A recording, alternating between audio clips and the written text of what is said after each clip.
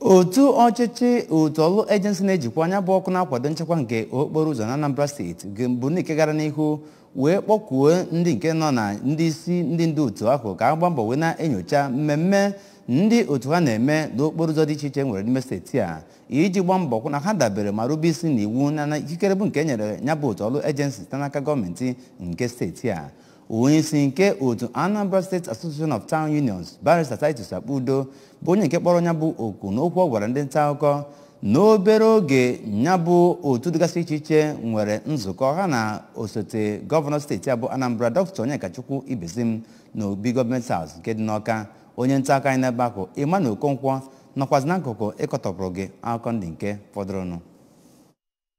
Ọkaiwu Akpudo onye kwupụtara mwute ya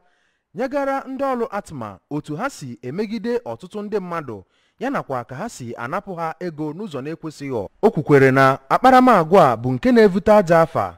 nyegara gọọmenti steeti a bụ nke wubere ha ka ha mee ka njem ndị mmadụ n'okporo ụzọ gaa siriri werere. Ọ yọkwara gọọmenti steeti a ka ha kwe ka ndị otu ASATU wube otu ga na-enyere aka inyocha ọtụtụ akparamagwa dị otu a ndị otu ARTMA na-akpa n'okporo ụzọ iji wee mee ka obibi ndị mmadụ na steeti a yanakwa njem ha bụrụ nke na-aga ọfụma. Ọkaiwu Akpudo toro gọọmenti Soludo maka ikwete ka otu ASATU soro na ndị eji okwu ha agba izu iji wee mee ka ebumnuche ya bụrụ ihe bịa na mmezu. N'aka nke ya, onye PG n'obodo Ụmụnya bụ Chief Innocent Nwabueze kwupụtara mkpa ọ dị ka mmadụ niile nọ na Anambra jikọọ aka ọnụ wee kwado ọchịchị gọvanọ Soludo iji wee mee ka steeti a bụrụ ọpụrụ iche.